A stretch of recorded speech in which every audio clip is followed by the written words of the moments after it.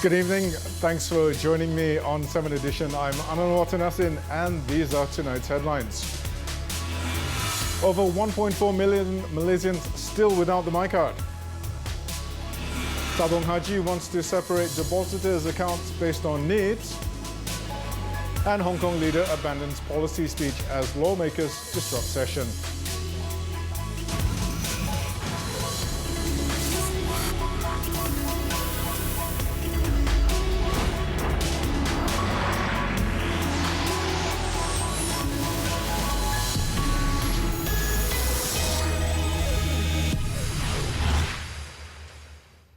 The Home Ministry disclosed today that some 1.4 million Malaysians, 1.43 million Malaysians aged 12 and above still do not have the MyKad.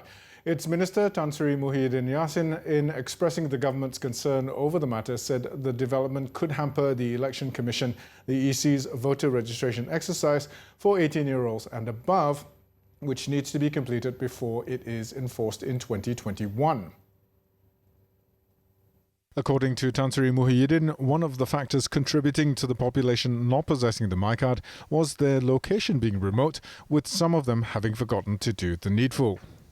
Memohon kerjasama kepada mereka-mereka yang disebutkan tadi tidak lagi ada kad pengenalan walaupun sudah usia sampai 90 tahun. Yang muda satu hal lah, tapi yang dah tua pun tak ada IC. Saya tak tahu macam mana mereka boleh hidup kalau tak ada kad pengenalan. Sedangkan kita mempunyai Jabatan Pendaftaran Negara, cawangannya beratus di seluruh negara. Kalau tak boleh dia keluar, mereka ni akan kita temui di kawasan masing-masing. The Home Minister was speaking to the media after officiating the National Registration Day in Putrajaya. Statistics by the National Registration Department, NRD, showed that 45,588 Malaysians between the ages of 13 and 17 do not have the MyKad, whereas for 18 to 80-year-olds, 970,377 are without the identification document. Another 110,537 are from the 81 to 90 years old group, while 302,694 people are those aged 91 and above. Tan Sri Muhyiddin also hoped that the EC and the NRD would launch a massive campaign, especially with regard to updating information and address changes for citizens who have moved to another place. This is to enable 18-year-olds to be registered automatically as eligible voters. Home Minister Tan Sri Muhyiddin Yassin today said the Security Offences Special Measures Act, or SOSMA, is still needed to fight terrorist activities in Malaysia. Without SOSMA, he believes perpetrators will be free from the law and can cause trouble to the country. Kalau ikut undang-undang sedia ada, tidak memadai. Kerana cara mereka bertindak ini luar batas undang-undang dan boleh menimbulkan banyak masalah pada negara. He stressed that the Pakatan Harapan coalition never promised to abolish SOSMA in the election manifesto. Several chapters and sections in the act said to be draconian and against human rights were supposed to be reviewed instead. Tan Sri Muhyiddin also said the first draft of the amendment has already been brought to the cabinet but needs to be fine-tuned. He hopes the amendments will be tabled in Parliament early next year.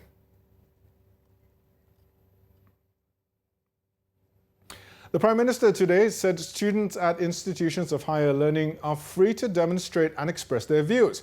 Tun Dr. Mahathir Mohamad, however, stressed that it should be done according to proper channels and at suitable places to avoid chaos. According to the Premier, such students need to follow rules set by the universities and not interrupt official ceremonies to show you have certain views. Well, we have certain procedures and rules and regulations. We need to follow those rules, otherwise there will be chaos. What would happen if the whole of their convocation is laced with these people and their protest demonstration? They can demonstrate, but there are other places to do that. However, Tun Dr. Mahathir also said the government should not interfere too much with universities in managing their institutions, as they are free to make their own decisions. The Prime Minister said this when commenting on a news report that a University Malaya student, while on stage after receiving his scroll during the university's graduation ceremony on Monday, had held up a placard calling for the university's top official to step down over his remarks at the Malay Dignity Congress in Shah Alam recently. Meanwhile, the civil engineering graduate has given his statement on the solo protest at the Petaling police station earlier today. This came after launched a police report over the protest yesterday. University Malaya in a statement today defended the decision to block a student from entering his own graduation hall because it suspected him of instigating other students to disrupt the event. The university explained that security personnel barred him from entering the hall after finding a hidden folded placard on him. It's unclear what the placard says, but according to they were provocative words which showed intent to disrupt the ceremony. The business and accounting student Eden Kon Hua En had also made a Facebook post asking his fellow students to cross their hands as a sign of protest towards their vice-chancellor. Said while it upholds freedom of speech, it should be carried out responsibly. Yesterday, the university lodged a police report against another student who carried out a protest during his convocation at angering many with his actions. And now on to the Dewan Rakyat sitting.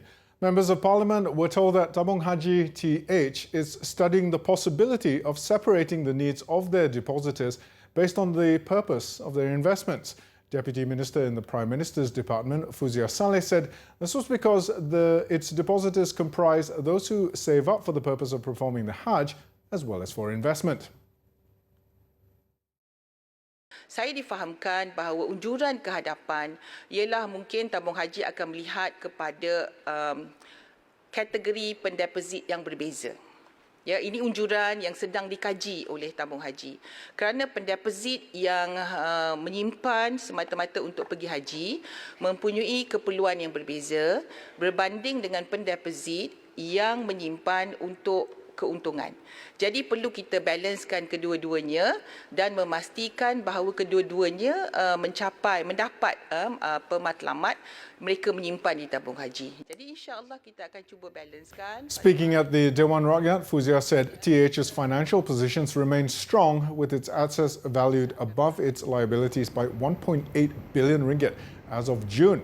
It was reported last year that the Pilgrimage Fund was at risk of mass withdrawals after its recovery and restructuring working plan showed that 1.3% of depositors accounted for half its deposits.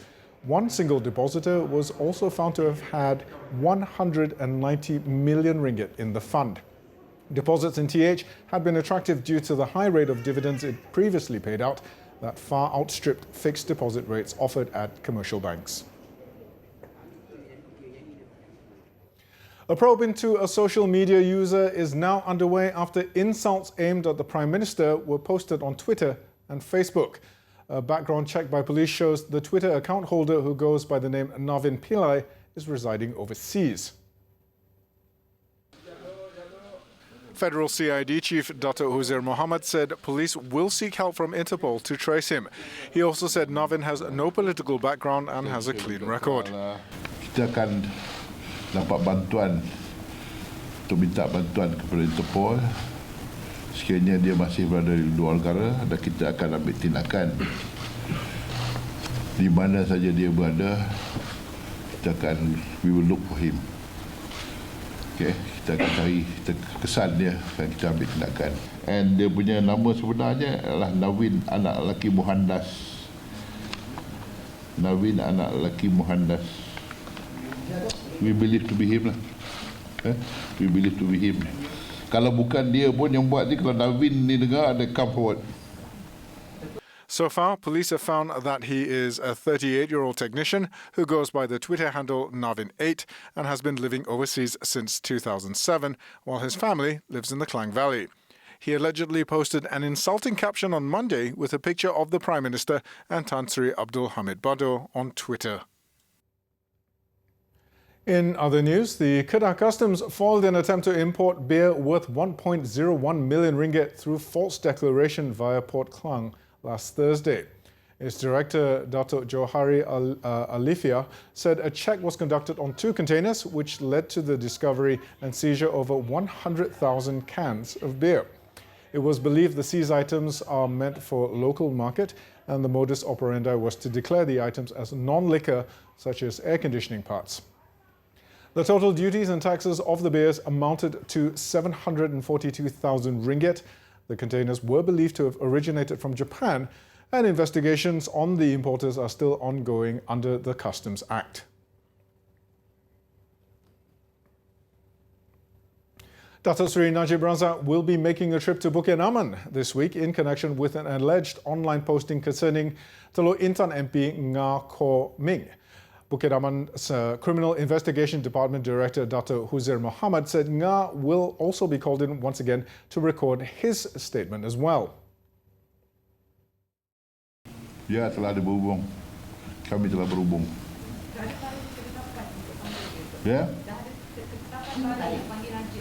Dah. This week lah minggu ni. On September 29th, a statement insulting the Sultan of Selangor was posted on a Facebook page called Nga Khaw Ming Superfans page, allegedly asking the Chinese to protest against the Sultan, who had decreed bilingual road signs in Selangor to be removed. Nga, however, denied that he and the DAP were involved in the matter and claimed it was a fake account. He has then urged the police to investigate the Najib Razak Facebook page over a posting on the matter.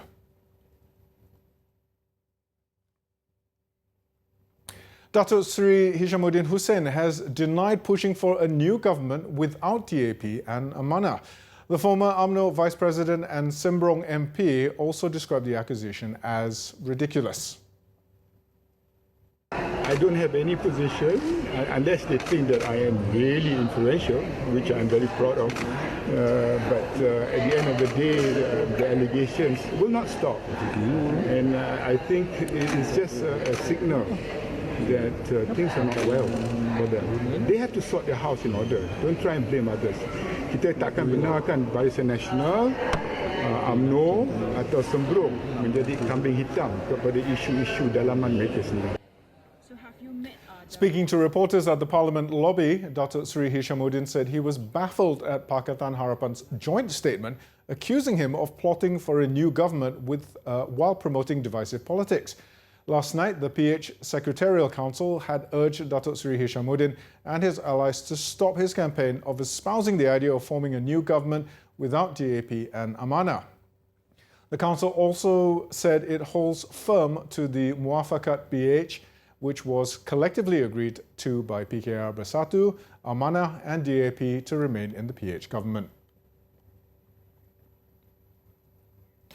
Coming up, 30 arrested in violent clashes. Details next.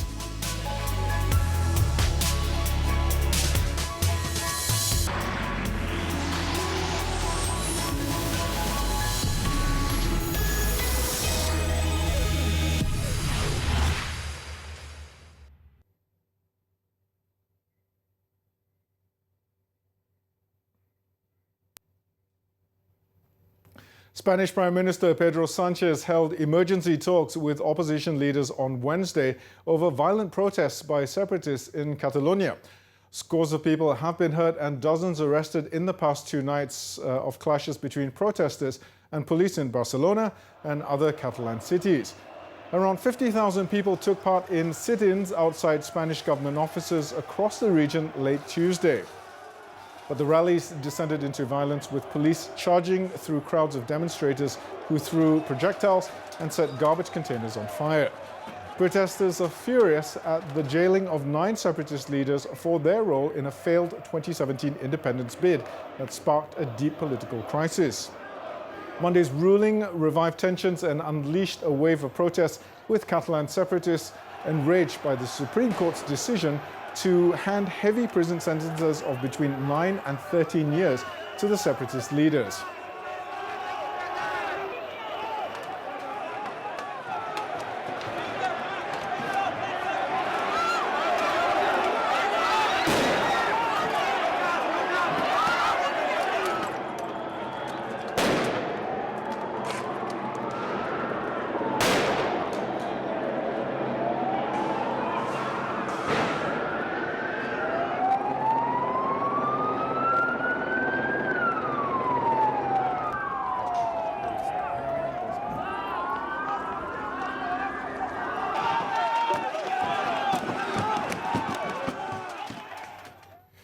Hong Kong's Chief Executive Carrie Lam was forced to abandon her annual policy address to the semi-autonomous city's Legislative Council moments after she began to speak, amid heckling from a group of pro-democracy lawmakers that forced the entire session to be adjourned.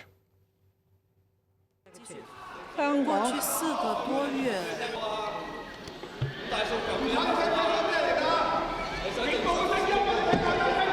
肅靜，郭家麒議員請你離開會議廳。林卓廷議員請你馬上離開會議廳。 The expression "life demands not one less" has become one of the movement's rallying calls, referring to protesters' 5 main demands, which include universal suffrage and an independent inquiry into what they say has been excessive force by the police in dealing with demonstrations. The address is an annual speech at the opening of the city's legislature, where the pro-Beijing leader lays out policies and bills for the year ahead. Lam eventually delivered her address over a video feed, announcing a series of largely economic measures on housing, student grants and transport costs.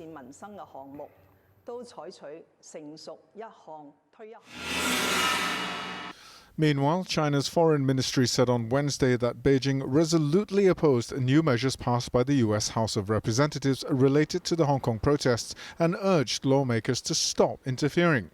It added that China's relationship with the United States will be damaged should the legislation become law. The two countries are currently in talks to resolve an ongoing trade war that saw increased tariffs on billions of dollars in exports.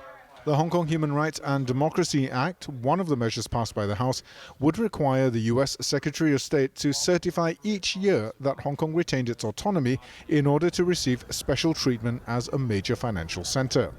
The House also passed the Protect Hong Kong Act, which would ban commercial exports of military and crowd control items that can be used by Hong Kong police against protesters, and a non-binding resolution recognizing the city's relationship with the US.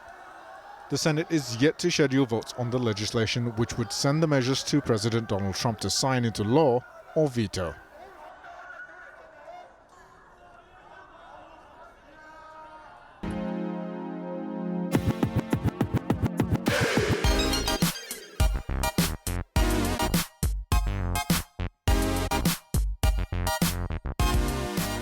And now let's hop on to Clickbait, where we take a look at what's trending and making the rounds in the cyber world today. Now, there are all sorts of stories of how things were back in the day, about outdoor play and children, and parents often giving some advice or old wives' tales to their kids as a warning so that they would avoid all sorts of danger. But in this modern world, it's a different story. While it's important to encourage children to turn off their gadgets and spend time outside, it's equally important to ensure their safety. For example, this recent viral video showing kids playing water slide, but in a ditch, which had gotten netizens both worried and intrigued. Take a look. In the 1-minute 14-second video uploaded to Facebook, a bunch of boys are seen submerging and adjusting themselves in a narrow ditch that had a rather strong water current. The original video has raked in almost 500,000 views, but reposts on other social platforms have contributed to its view count.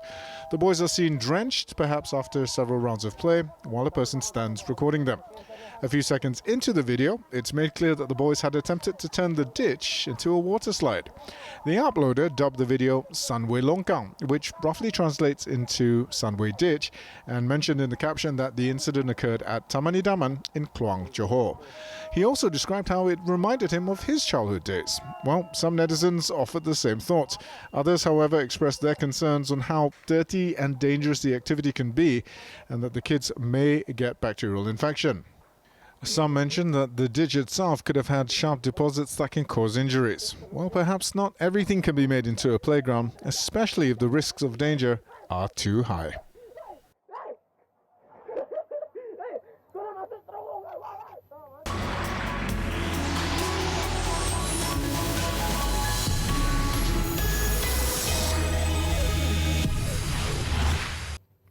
Welcome back. Now, Malaysia will have to work diplomatically if India decides to restrict the imports of palm oil. Prime Minister Tun Dr. Mahathir Mohamad said the speculated issues were just a reaction from traders. Kita belum dapat apa-apa secara rasmi ini reaksi orang peniaga. Jadi kita tidak boleh react to their personal decisions. If the government launch a boycott or something like that, then we will have to work diplomatically, perhaps, to reduce the kind of action that they have taken. Reuters earlier reported, citing unnamed sources, that India is considering punitive trade measures against Malaysia over Tun Dr. Mahathir's recent United Nations General Assembly remarks on the Kashmir conflict. Last year, Malaysia's palm oil exports to India were valued at 6.9 billion ringgit, accounting for 18.3% of total Malaysian exports to the country.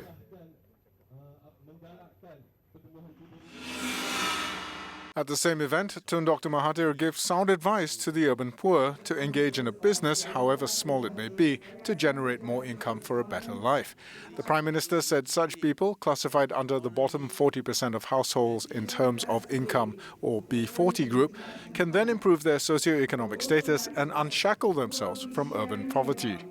A country is also not developed if some of its population have to struggle on a daily basis to eke out a living and having their children facing malnutrition.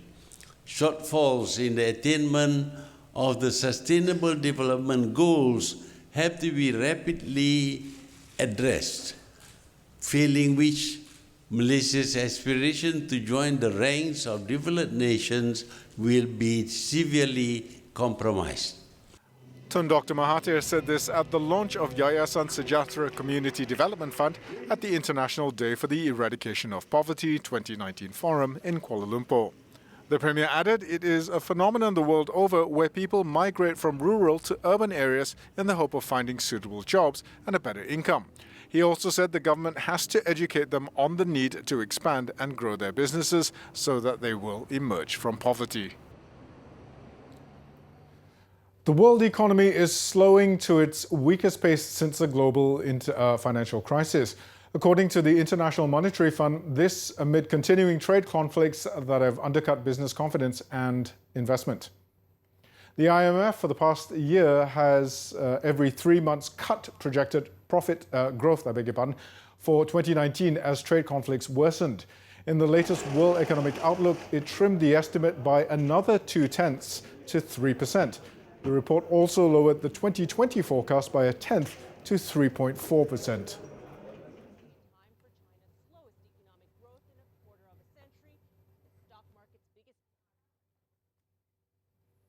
Bursa Malaysia ended firmly at the day's high.